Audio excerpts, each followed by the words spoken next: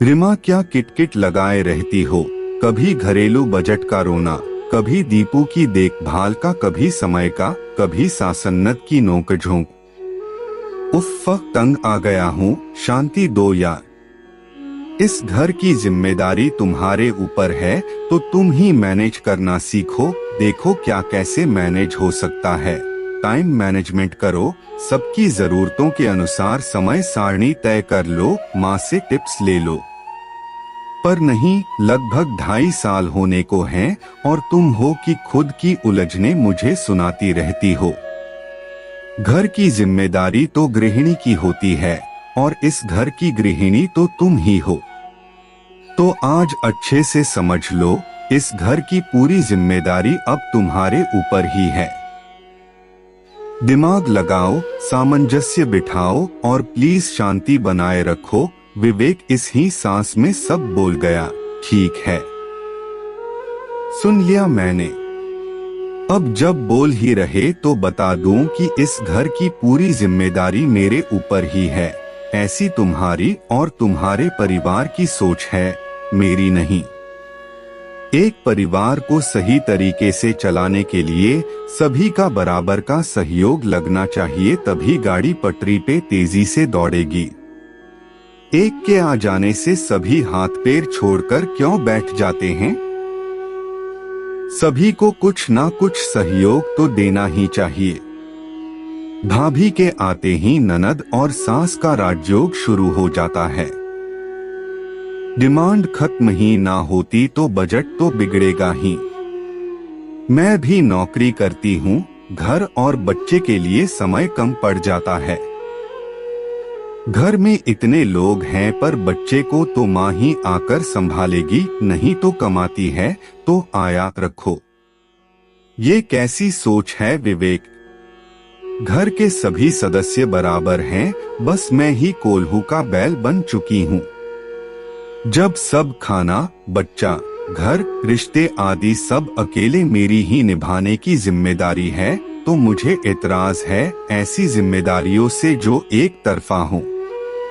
मुझे जब सैलरी ही खर्च कर अपनी जिम्मेदारी निभानी है तो अकेले ही आया और कुक रख, मानसिक शांति के साथ क्यों ना रहूं, कह रिमा एक झटके में उठ गई। वाह बहू, इतनी तेज आवाज में मेरे बेटे को तू गृहस्थी चलाने की धौंस दिखा रही? सासू माँ ने तेज आवाज में कहा। नहीं माँ, सही कह रही हूँ, इसलिए आवाज सामान्य है। मेरे लिए भी दिन के 24 घंटे ही होते और मैं भी इंसान ही हूँ, थक जाती हूँ। आप नेहा को नौकरी के लिए प्रोत्साहित करती रहती हैं, अब बताइए क्या उसका हाल भी मेरी तरह ना होगा ससुराल में? वो क्या नहीं पीस जाएगी? अपनी कमाई का 1 रुपया भी शौक सुकून पे खर्च ना कर पाएगी मेरी तरह। आखिर सबका ससुराल तो ऐसा ही होगा ना। मुझे सलाह नहीं, सहयोग चाहिए विवेक से और आप सब से। मैं खुलकर यह सबके सामने बोल रही हूँ कि मेरे अकेले से पूरे घर की जिम्मेदारी ना निभेगी, सबका सहयोग लगेगा। मेरा स्वभाव पारदर्शी है माँ, जो महसूस करती सबके समक्ष बोल जाती, ना कि पीछे में दोस्तों या रिश्तेदारों के साथ बैठ पीठ पीछे सबको कोसती रहती। रिमा ने स्पष्ट कहा। विवेक, मैं सुपर वुमन नहीं हूँ, ना ही बनना है मुझे। सामान्य महिला हूँ, मेरी एक सीमित क्षमता है, उससे अधिक मुझसे ना हो पाएगा। मैं आधी जिंदगी सुपर वुमन बनने के प्रयत्न में और बाकी आधी अपनी नाकामयाबी के गम में नहीं गुजारना चाहती। और अगर घर में हाउस हेल्प भी रखना हो तो सब मिलकर उसे पे करें, वही सही होगा, क्योंकि मुझे भी अपनी सेविंग्स चाहिए। मैं स्पष्टीकरण कर चुकी हूँ और पारदर्शिता मेरी नींव है।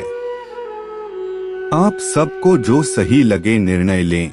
मैं संतुलन बना सकती हूँ और खुशी खुशी बनाऊंगी, पर समझौते की उम्मीद कभी ना रखें।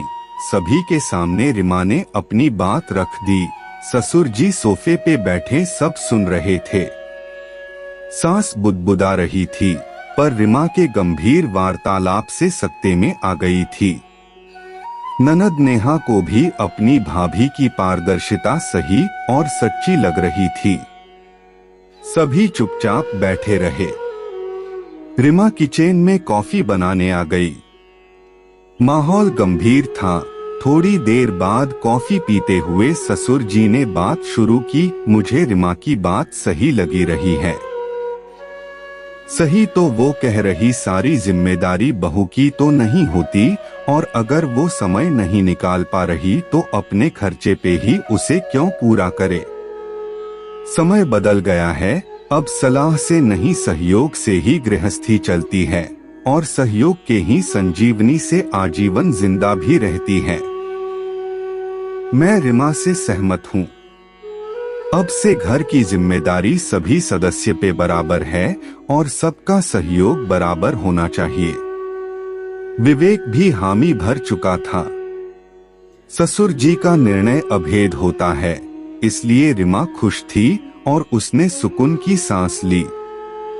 उसे इस बात की तसल्ली थी कि सही समय पे उसने स्पष्टीकरण किया था। धन्यवाद। रचना कैसी लगी जरूर बताएं। रचना के माध्यम से कहना चाहता हूं कि कभी कभी हम संयम रख इंतजार करते होते हैं सही वक्त का कि अपनी बात कैसी रखनी है।